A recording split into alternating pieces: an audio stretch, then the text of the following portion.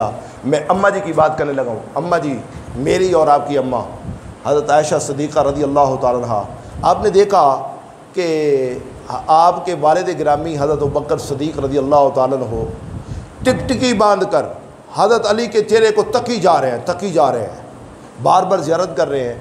تو اماں جی نے فرمایا، ابا جی ابوبکر صدیق، فرمایا اللہ نے آپ کو اتنی عظمت دی ہے، اتنی شان دی ہے، آپ مصطفیٰ کے پیارے صحابی ہیں، ہر وقت حضور کے ساتھ ساتھ رہتے ہیں، اور آپ نے اپنی لخت جگر بیٹی کا رشتہ حضور صلی اللہ علیہ وسلم کو عطا فرمایا ہے۔ اور پھر کیا وجہ ہے ابا جی؟ آپ جب بھی میں دیکھتی ہوں نا، ہاتھ علی سامنے ہوتے ہیں تو آپ علی کے چہرے کو ٹکٹکی باندھ کے دیکھتے رہتے ہیں۔ بھئی یہ بات گھر میں ہو رہی ہے، میری بات سمجھ آ رہی ہے آپ کو؟ یہ بات کہاں ہو رہی ہے؟ اماں جی کے گھر میں ہو رہی ہے، اور گھر کی بات چار دیواری کے اندر اماں جی حضرت عائشہ صدیقہ رضی اللہ تعالیٰ عنہ، گھر کی بات ہو رہی ہے اور گھر میں بات ہو رہی ہے، بند کمرے میں بات ہو رہی ہے۔ اب بیٹی ہے اور باپ ہے، اور جب یہ عظمت کی بات ہوئی اور آگے جو ابوبکر صدیق نے ارشاد فرمایا، وہ اماں جی نے نوٹ فرما کر 20 صحابہ کو باقاعدہ سکھایا۔ اب وہ سکھایا کیسے؟ ہاتھ ابوبکر صدیق نے فرمایا کہ اے بیٹی عائشہ سن لے، فرمایا میں نے خود اپنے کانوں سے سنا ہے، سمعت رسول اللہ صلی اللہ علیہ وسلم، فرمایا میں نے اپنے سر کے کانوں سے مصطفیٰ کو فرماتے ہوئے سنا ہے کہ اے عائشہ، مصطفیٰ نے فرمایا، قال رسول اللہ صلی اللہ علیہ وسلم، فرمایا مصطفیٰ نے فرمایا النظر الی وجہ علی عبادت، فرمایا میرے علی کے چہرے کو دیکھنا بھی عبادت ہے۔ ذرا غور کریں آپ، جس کے چہرے کو تکنا عبادت۔ میری بات سنیں، اگر کوئی شک کرے نا، شک، تو میں آگے لے کر بڑھتا ہوں۔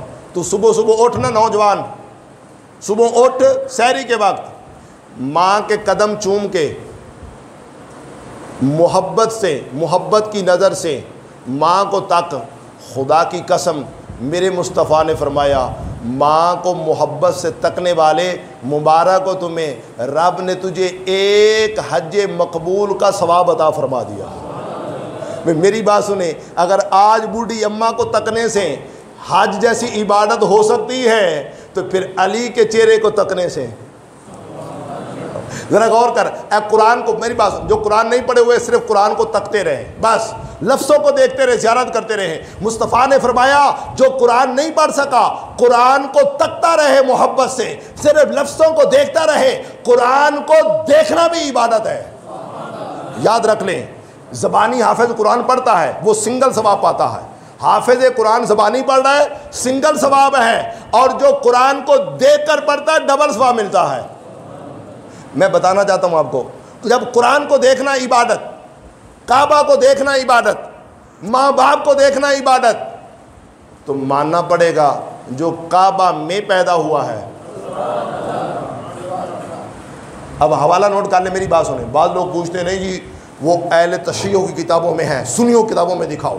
میں سنیوں کتابوں کی بات کر رہا ہوں، سارے بولیں سیرت حلبیہ، سارے بولیں اور منہ کھولیں، کل قیامت کے روز علی کی شفاعت کے حقدار بن جائیں۔